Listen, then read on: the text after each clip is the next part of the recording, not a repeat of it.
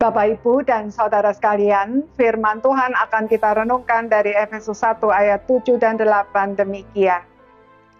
Sebab di dalam Dia dan oleh darahnya kita beroleh penebusan, yaitu pengampunan dosa, menurut kekayaan kasih karunia-Nya yang dilimpahkannya kepada kita dalam segala hikmat dan pengertian. Saudara-saudara sekalian, gambaran ketiga dari berkat rohani di dalam sorga adalah penebusan. Penebusan diperlukan dalam masyarakat yang masih memberlakukan perbudakan seperti yang terjadi pada saat surat ini ditulis. Budak adalah seorang yang dibeli dan dijadikan milik pribadi dari orang yang membelinya. Seperti barang, ia tidak memiliki hak apapun atas hidupnya. Tuannya bisa memperlakukan dia sekehendak hatinya tanpa ada tuntutan hukum apapun. Celakanya, status budak itu melekat pada semua keturunannya.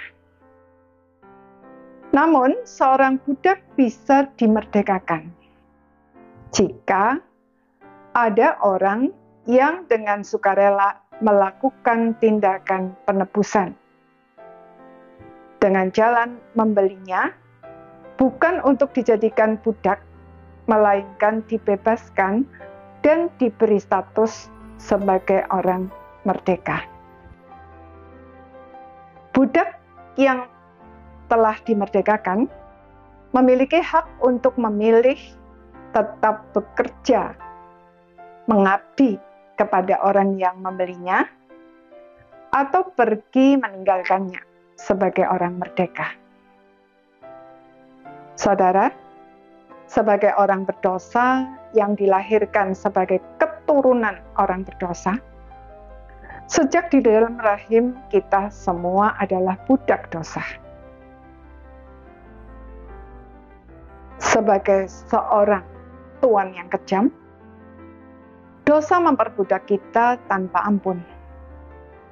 Itulah sebabnya, sekalipun sadar dan berusaha dengan sekuat tenaga, orang yang sudah dibelenggu dosa tidak mampu untuk membebaskan dirinya sendiri dari perbudakan tersebut. Dosa itu akan terus membelenggunya, memperbudaknya, sampai akhirnya hidupnya dihancurkan olehnya. Kita semua membutuhkan seseorang yang memenuhi syarat dan mau menebus serta menjadikan kita sebagai orang merdeka. Itulah yang sudah dilakukan oleh Tuhan Yesus dengan kematiannya di atas kayu salib. Semua dosa kita yang lalu, sekarang, bahkan yang akan datang, ditimpakan kepadanya.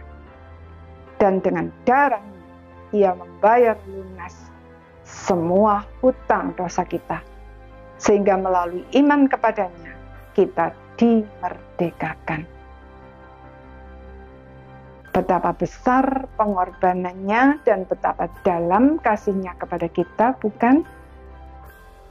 Jadi, alangkah tragisnya jika setelah kita dimerdekakan, kita memilih untuk pergi daripadanya dan menyerahkan diri kembali ke dalam perbudakan. Sadarkah kita bahwa di luar Dia kita sangat rentan untuk kembali diperbudak oleh dosa?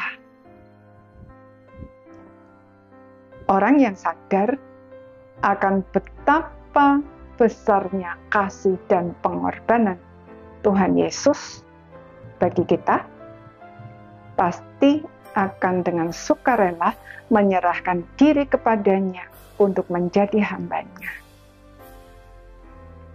Bagaimana dengan kita? Amin.